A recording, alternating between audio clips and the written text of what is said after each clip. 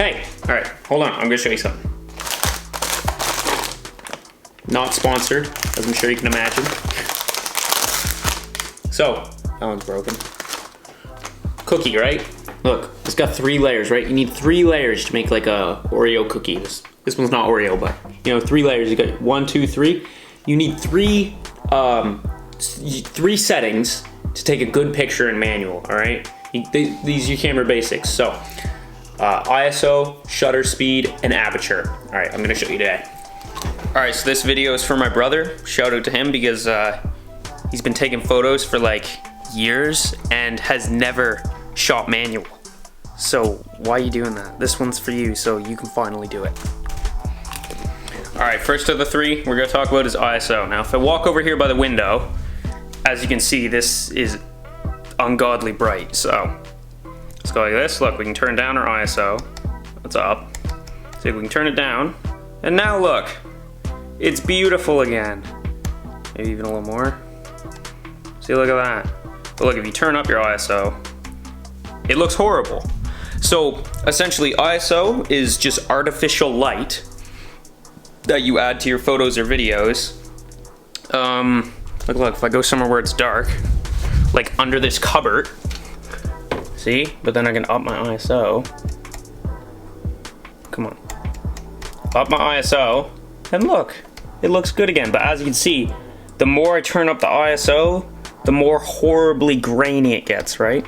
So the higher your ISO is, the more quality you'll lose. So it's better to keep it lower. And it depends on how good your camera is, right? If you have a better camera, then it can go up to higher ISOs without looking terrible. Yeah, so you just have to mess with your camera and see how good it is, really. All right, so next is shutter speed. Shutter speed is basically, get the cookies. Shutter speed is basically how long your sensor is exposed when you're taking the photo. So for example, if you shoot at a higher shutter speed, say a 1 second shutter speed, so it's open for 1 second, you're gonna get more motion and motion blur. And then the higher it is as well, the more light is being let in because it's open for longer and is able to let more light in. See, and now I'm losing light because the sun just went behind a cloud, so look, I can just up my ISO. It looks a little better right there. So yeah, basically with shutter speed, the higher it is, the more motion you're gonna get in your photo, and that's how you see all of these long exposures with the light lines and whatnot. And the slower it is, the more crisp your image is gonna be. For example, if you're shooting sports or maybe pets, you're gonna wanna shoot at a faster shutter speed, say 1/320, so 1/300th of a second, so you can really stop that frame and get no motion blur or anything. Because if you shoot at a lower shutter speed, it's gonna be really blurry because obviously it's moving too fast for how slow your camera is opening and closing the shutter. Another thing, probably one of the best examples of high versus low shutter speed is with flowing water, like a river or a waterfall. So the last of your 3 basics for shooting manual is your aperture, which is how wide your lens can actually open up to let more light in. And generally, more expensive lenses can go to a lower aperture because the lower the aperture is, the more the lens can open up and it can let more light in, which is why higher budget lenses are better in low light. The aperture of your lens doesn't only affect light though, because also the lower aperture you're shooting at, the less depth of your image is going to be in focus. So for example, if you're shooting a landscape where you want everything to be in focus, you know, both the mountains far away and maybe the rocks close up, you want to shoot at a really high aperture, like maybe 16 or 22, to get everything in that focus range. However, it's going to be quite dark though, so you might have to up your ISO a little bit or adjust your shutter speed.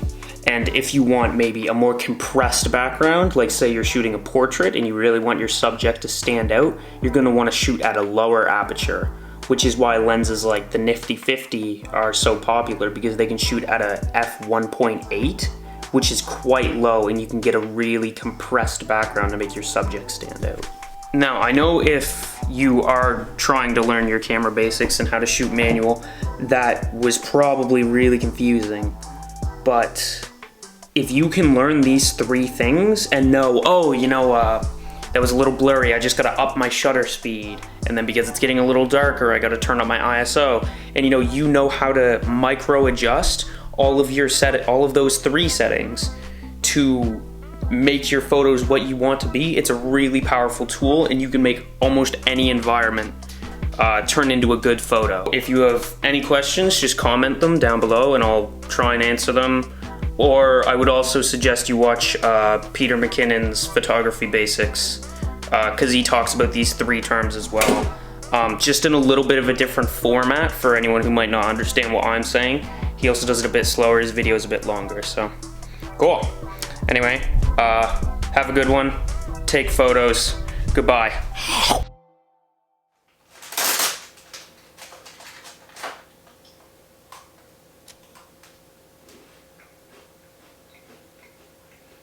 The amount of these I've eaten is so unhealthy. I've probably ate 20 of these just trying to film this video.